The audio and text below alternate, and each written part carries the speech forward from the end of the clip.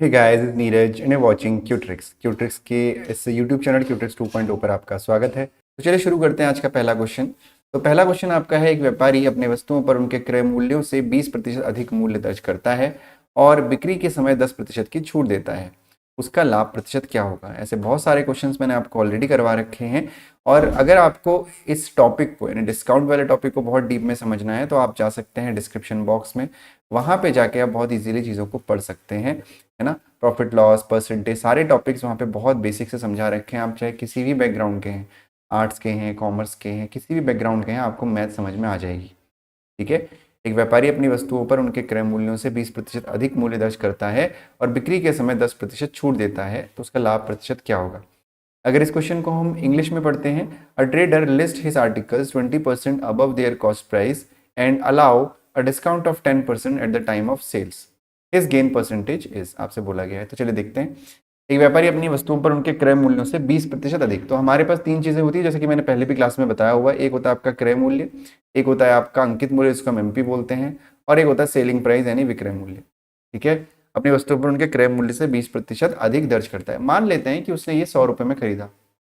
ठीक है। उस व्यापारी ने जो भी सामान है वो 100 रुपये में खरीदा और 20% अधिक दर्ज किया उसने उस पर, यानी 120 रुपये का उसने ये क्या करा, मार्क प्राइस स्टिकर जो लगाया 120 रुपीज़ का लगाया और 10% की छूट दे दी उसने।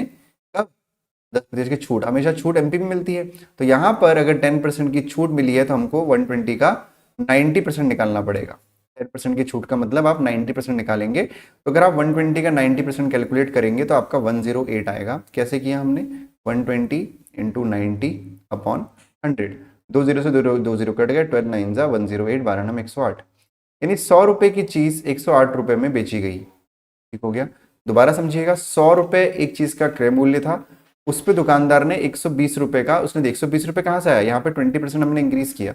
20% इंक्रीज का मतलब है 100 का 120% हमने निकाला तो ये 120 आ गया। फिर 10% डिक्रीज किया तो 108 आ गया, यानी 108 आ गया। यानी 100 रुपये की चीज सीधे सीधे 108 रुपये की बिकी। ठीक है। तो 100 रुपये की चीज अगर 108 रुपये की बिकी है तो अगर 100% के इक्वल होता है तो इसके रिस्पेक्टिवली सारी वैल्यूज जो हैं उसके इक्वल हो जाती है। यानी 108 जो है वो 108% के इक्वल हो जाएगा। ये मैंने पहले भी आपको बता रखा है। तो यानी अगर कॉस्ट प्राइस 100% है और सेलिंग प्राइस 108% है तो ये हमें समझ में आता है कि जो प्रॉफिट परसेंटेज की वैल्यू है वो आपकी 8% है। कितनी है? 8% आपकी प्रॉफिट परसेंटेज की वैल्यू है। उम्मीद करता हूँ समझ में आपको आया होगा। ठीक है। चलिए बढ़ते हैं आज के दूसरे क्वेश्चन की तरफ। अगर इस क्वेश्चन में किसी को डाउट है तो कमेंट सेक्शन में बताइएगा, मैं उसका आपको डाउट आपका क्लियर वहाँ पे कर दूंगा। ठीक है। चलिए बढ़ते हैं अगले क्वेश्चन की तरफ। तो जो हमारा अगला क्वेश्चन है, यदि 500 का x प्रतिशत 300 के y प्रतिशत के बराबर हो तो x अनुपात y कितना होगा? If x% of 500 is equal to y% of 300 then x ratio y is। ठीक है। x% of 500 is equal to y% of 300 then x ratio y is। बहुत आसान सा क्वेश्चन है। अगर आपको x अनुपात y निकालना है यानी x रेशियो y निकालना है, हमें कोशिश करनी है कि हम x अपॉन y निकाल सकें। तो जैसा जैसा क्वेश्चन में दिया हुआ है वैसा वैसा हम लिखेंगे। सबसे पहले हमें दिया हुआ है 500 का x प्रतिशत। ठीक है। यानी 500 इंटू एक्स अपॉन 100 300 के y प्रतिशत के बराबर है। यानी ये किसके बराबर है? 300 इंटू वाई अपॉन 100। ठीक है। 20 से 20 कट गए, ये 20 से ये 20 कट गए। ठीक है। तो ये हो गया x, ये हो गया y। हम एक काम करेंगे, y को उधर लेके जाएंगे और 5 को उधर, बेसिकली हम क्रॉस मल्टीप्लाई करेंगे। तो x अपनी जगह पर रखेंगे क्योंकि y यहाँ पे न्यूमिनेटर है तो यहाँ के डिनोमिनेटर हो जाएगा। और इधर कुछ नहीं बचा, 100 वैनिश हो गया है। इधर 3 अपनी जगह पर ये वाला और 5 यहाँ पे नीचे आ जाएगा 3/5। तो x upon y equal to 3/5 आ गया। अगर x upon y equal to 3/5 है तो एक्स अनुपात वाई यानी x ratio y is equal to हो जाएगा आपका 3/5। यानी जो हमारा आंसर होगा वो हो जाएगा 3/5 यानी ऑप्शन नंबर बी। ठीक है। क्लियर है इतना? बहुत आसान सा क्वेश्चन था, बेसिक सा क्वेश्चन था। उम्मीद करता हूँ क्लियर हुआ होगा। अब जो बाकी जो दो क्वेश्चन है वो एवरेज के क्वेश्चन है। ये क्वेश्चन मैं पहले करवा चुका हूँ। अगर किसी ने नहीं देखा है तो 1-1.5 महीना पहले, मेरे ख्याल से पहले या दूसरी क्लास होगी, तब भी ये क्वेश्चन कराए थे। ऐसे क्वेश्चन कराए थे। दोबारा से ध्यान दीजिएगा कि कैसे इन क्वेश्चंस को करना है जहां पे हम औसत की बात करते हैं। प्रथम 10 अभाज्य संख्याओं का औसत क्या होगा, यानी average of first 10 prime numbers. ठीक है। तो सबसे पहले प्रथम 10 अभाज्य संख्याओं का औसत निकालने के लिए हमें 10 अभाज्य संख्याएं निकालनी पड़ेंगी, यानी फर्स्ट 10 प्राइम नंबर हमको पहले निकालने पड़ेंगे। ठीक है। फर्स्ट 10 प्राइम नंबर हमको निकालने पड़ेंगे। अब प्राइम नंबर क्या होते हैं? प्राइम नंबर वो नंबर होते हैं जिसका एक ही फैक्टर होता है, दो फैक्टर होते हैं, या तो वो खुद और या तो वन। जैसे कि पहला जो प्राइम प्राइम नंबर होता है वो 2 होता है। 2 एक प्राइम नंबर है क्योंकि उसमें अभाज्य संख्या है ना, इसमें कोई संख्या का भाग नहीं जाता वन और उसके अलावा। फिर आपका 3 हो गया, ठीक है। फिर उसके बाद 4 नहीं होता, 5 हो गया, 6 नहीं होता, 7 हो गया, 8 नहीं होता, 9 नहीं होता, 10 नहीं होता, 11 हो गया, फिर 13 हो गया, ठीक है। फिर 14, 15, 16, 17 हो गया, ठीक है। फिर आपका कितनी संख्याएं हो गई? देखिए 1 2 3 4 5 6 7 हो गई, 8 9 10, 3 संख्याएं और ज़रूरत है हमें। 17 के बाद 18 19 हो गया आपका, ठीक है। और फिर 20 21 22 23 हो गया, और फिर उसके बाद 24 25 26 27 28 29 हो गया। यानी 1 2 3 4 5 6 7 8 9 10, यानी जो 10 संख्याएं हैं आपकी, ये 10 संख्याएं वो हैं जो आपका क्या है, 10 संख्याएं हैं जो आपका अभाज्य संख्या है, प्रथम 10 अभाज्य संख्याएं। तो इसका औसत निकालने के लिए हम क्या करते हैं, इन सबको जोड़ेंगे और फिर 10 से भाग दे देंगे। यानी बेसिकली अगर किन्हीं संख्याओं का हमें एवरेज निकालना है, औसत निकालना है, तो हम क्या करते हैं, इनको जोड़ देते हैं। 2 + 3 + 5 + 7 + 11 + 13 + 17 + 19 + 23 + 29, ठीक है। और अपॉन करेंगे, क्योंकि 10 संख्याएं हैं टोटल, इसको आप गिन भी सकते हैं 1 2 3 4 5 6 7 8 9 10, तो 10 से हम इसको डिवाइड कर देंगे। तो 10 से डिवाइड करना कोई बहुत बड़ी बात नहीं है, डेसिमल लग जाता है, सबसे इंपॉर्टेंट काम है इन सबको जोड़ना। तो जोड़ने के लिए आप जिस तरीके से जोड़ना चाहें आप वैसे जोड़ सकते हैं, कोई भी समस्या नहीं है। जितना इजीली आप जोड़ना चाहें उतना इजीली आप जोड़ सकते हैं, ठीक है। जैसे मैं यहाँ पे जोड़ रहा हूँ, 3 और 2 5, 5 और 5 10, 10 और 7 17, 17 और 10 27, 27 यानी 27, और 10 37, 37 और 10 आपका 47, और 10 57, 57 और 20 आपका 77, 77 और 20 97, तो 97 आपका ये हो गया, ठीक है। 97 हो गया प्लस, अब यहाँ पे 1 था, 1 और 3 4, 4 और 7 11, 11 और 9 20, 20 और 3 23, 23 और 9 32, 32 अपॉन 10।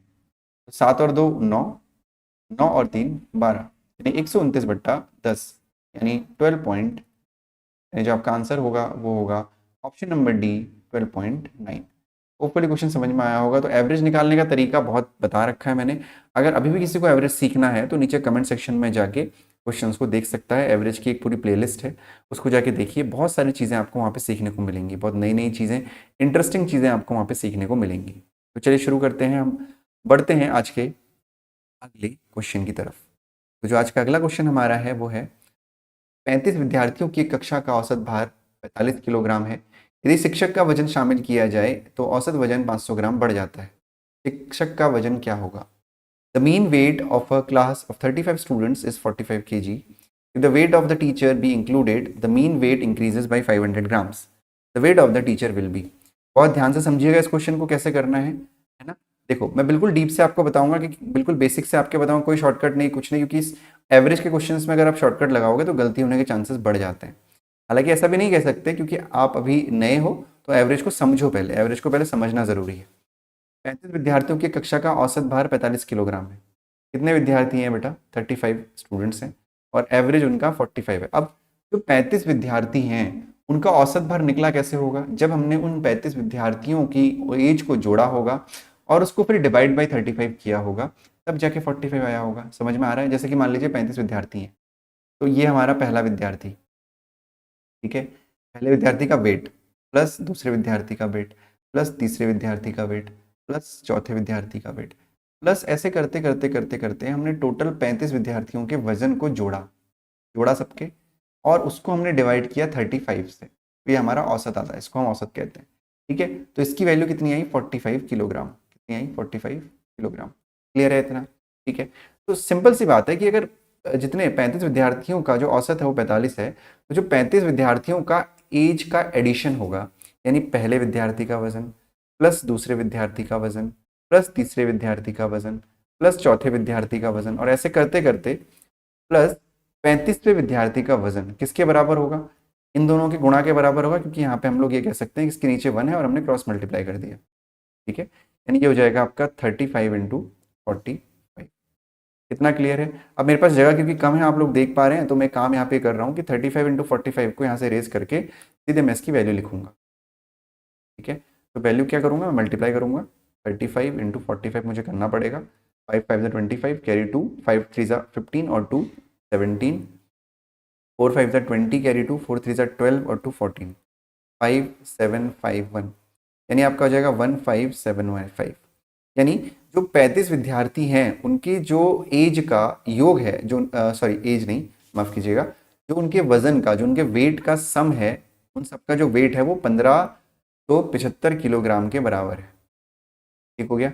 यदि शिक्षक का वजन भी शामिल कर दिया जाए तो औसत वजन 500 ग्राम बढ़ जाता है। अब ध्यान दीजिएगा बहुत ध्यान से, शिक्षक का वजन भी ऐड हो गया, यानी 35 था तो 35 तो बच्चों का वजन था ही था, यानी अब पहले विद्यार्थी का वजन प्लस दूसरे विद्यार्थी का वजन प्लस तीसरे विद्यार्थी का वजन प्लस ऐसे करते करते 35वें विद्यार्थी का वजन प्लस इसमें जो शिक्षक है, जो टीचर है, उसका वजन भी हमने जोड़ दिया और इसका जो औसत आया। अब किससे डिवाइड करेंगे, क्योंकि 35 बच्चे हैं प्लस एक टीचर है, तो टोटल 36 लोग हो गए। इतना क्लियर है? टोटल 36 लोग हो गए। तो इसका जो औसत है वो कितना है, इसका जो औसत है आपका वो कितना है, if the weight of the teacher be included, 500 ग्राम बढ़ जाता है, यानी जो औसत भार है वो अब 45 से 45.5 किलोग्राम हो जाता है। ठीक है, क्लियर है? तो जैसे हमने पहले किया था, अभी हम वैसे करेंगे कि सभी विद्यार्थी प्लस टीचर का जो वेट है उसका एडिशन कितना होगा, तो उसके लिए हम क्या करेंगे, इन दोनों को क्रॉस मल्टीप्लाई कर देंगे, यानी पहले विद्यार्थी का वजन प्लस दूसरे विद्यार्थी का वजन प्लस तीसरे विद्यार्थी का वजन प्लस डैश डैश डैश 35वें विद्यार्थी का वजन प्लस टीचर का वजन, इन सबका जो योग होगा वो कितना होगा, 36 गुणा 45.5। तो ये हमें करना पड़ेगा, हम यहाँ पे करते हैं, फिर बाद में इसको रेस कर देंगे। 45.5 गुणा 36, 6 5 ज़ा 30 कैरी 3, 6 5 ज़ा 30 और 3 33 कैरी 3, 6 4 ज़ा 24 और 3 27, 3 5 ज़ा 15 कैरी 1, 3 5 ज़ा 15 और 1 16 कैरी 1, 4 3 ज़ा 12 और 1 13, 0 5 3 8 6 और 7 13, 3 2 5 और 1 6 और 1, यानी आपका आ गया 16380, क्योंकि यहाँ पे डेसिमल है तो आ जाएगा 1638। कितना आएगा, 1638। पहले मैं लिख लेता हूँ। तो सभी विद्यार्थियों का वजन प्लस टीचर का वजन कितना आ गया, 1638, यानी 1638 किलोग्राम आ गया। आपसे क्या पूछा गया है कि टीचर का वेट कितना होगा, जो हमारा टीचर है उसका वेट कितना होगा, ये आपसे पूछा गया है। बहुत आसान हो गया। आप क्वेश्चन देखो, एक इक्वेशन आपकी ये हो गई पूरी। यहाँ पे आपके पास वजन है उन 35 विद्यार्थियों का और यहाँ पर है 35 विद्यार्थी प्लस टीचर का, तो हम यहाँ से लेके यहाँ तक, यानी एक पहले विद्यार्थी का वजन प्लस दूसरे विद्यार्थी का वजन प्लस तीसरे विद्यार्थी का वजन करके 35वें विद्यार्थी के वजन को इस पूरे की जगह पे हम 1575 लिख सकते हैं, बिल्कुल लिख सकते हैं। तो हो जाएगा 1575 किलोग्राम प्लस टीचर का वजन बराबर कितना है, 1638 किलोग्राम। ठीक हो गया? तो टीचर का वजन कितना हो जाएगा, 1638 में से 1575 माइनस कर देंगे। ठीक है, तो 8 में से 5 गया 3 और यहाँ पे 6 और 7 13। ठीक है, 5 में से 5 गया 0 और 0, यानी 63, यानी जो आपके टीचर का वजन होगा वो होगा 63 किलोग्राम। तो उम्मीद करता हूँ कि क्वेश्चन आपको समझ में आया होगा। बहुत डिफिकल्ट क्वेश्चन नहीं था। ऑप्शन नंबर ए हमारा आंसर है। अगर आप लोगों ने पुरानी क्लासेस नहीं देखी हैं या एवरेज आपको पढ़ना है तो ध्यान से आप पढ़ सकते हैं एवरेज को, नीचे डिस्क्रिप्शन में लिंक दिया हुआ है वहाँ से। हालांकि मैंने जो अभी आज जैसे 42 क्लास है, 42nd क्लास है, इससे पहले भी जो क्वेश्चंस मैंने कराए हुए हैं उसमें भी मैंने एवरेज को बहुत अच्छे से आपको समझाने की कोशिश करी है। तो थोड़ा स्वास्थ्य थोड़ा सा खराब है, इसीलिए आज एनर्जी आपको कम फील हो रही होगी मेरी, लेकिन कोई दिक्कत नहीं है। मैंने पूरी कोशिश करी है कि आपको ईजिली चीज़ें समझ में आ जाए। अगर किसी को दिक्कत है तो ज़रूर कमेंट सेक्शन में बताइएगा, सारी दिक्कतें दूर होंगी। बस एक बार नोटिफिकेशन आने दीजिए, उसके बाद प्रॉपर हम लोग पढ़ाई करेंगे। अभी भी हम प्रॉपर कर ही रहे हैं, रोज़ 10-15 मिनट की वीडियो अपलोड हो ही रही है। ऐसे भी आप पढ़ते रहिए, धीरे धीरे अभी से पढ़ाई करना शुरू करेंगे, तभी जाके जो है आप अच्छे से आगे कर पाएंगे।